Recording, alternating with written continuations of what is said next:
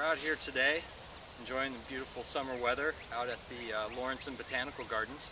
I wanted to take a minute to talk with you about the native prairie that you see here and the forthcoming prairie that's on its way there in Benson Park.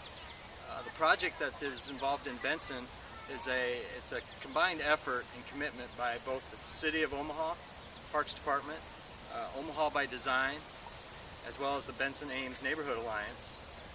And it's a wonderful, wonderful opportunity to begin to look at our park areas and our green spaces and the beauty that can be achieved and gained through native prairies. Now, what we have out here is a well-established prairie that's been in place for a number of years, very typical of the Nebraska and Great Plains landscape. And that's not what you're necessarily going to see first day as this prairie is planted in the Benson Park area. So what we ask for is a little bit of patience.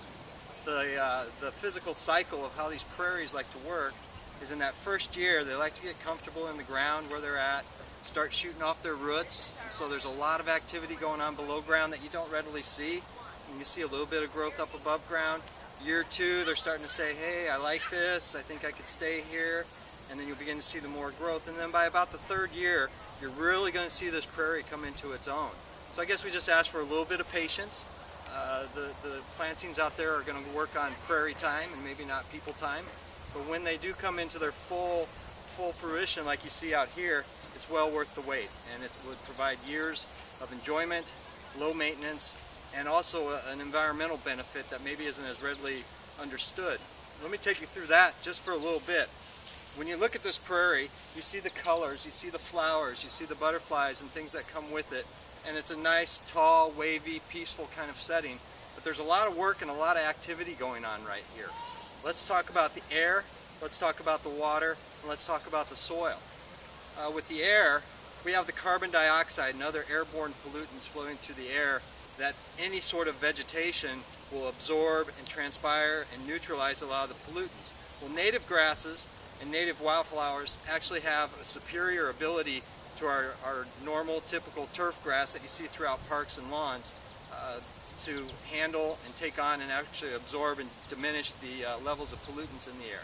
For example, 1 acre of prairie can neutralize or can treat over 3,000 pounds of carbon dioxide as compared to an ornamental turf grass lawn that we all manicure throughout our summers that can only really take on about 800 pounds of CO2 per acre per year.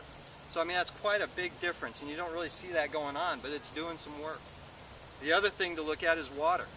You know, we're witnessing in this year of 2011 some of the biggest flood impacts that this river has seen in recent history, and I think it's bringing us all to a greater awareness of the power of water, and also the need and necessity to start being more responsible with how we deal with our stormwater, treat our stormwater, and actually just want to keep that stormwater and get it back in the ground rather than just pushing it off to sewers and sending it on its way.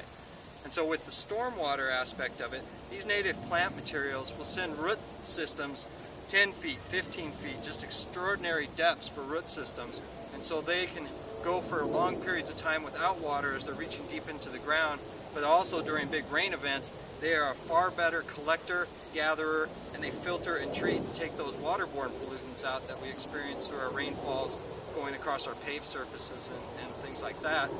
So this is the second benefit to the prairie that you may not readily see or understand when you're looking out on it, but it's happening and it's there. The soils are another thing.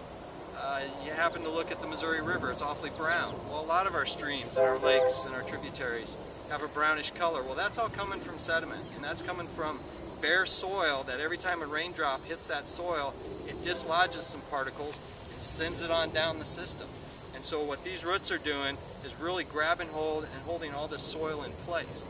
And so we look for the benefits of the prairie grass and native grass plantings to be an erosion control and a stormwater control and an air pollutant filter. So this prairie, while it's looking like it's peaceful and just sitting out here in the landscape, it's really doing a lot of work that maybe we don't readily realize. So, like I said again, if we could have some patience. The Benson Prairie is underway. It stands to be a very beautiful, peaceful setting within the greater park, and just keep an eye on it over the years and enjoy it and embrace it and kind of take it on as your own.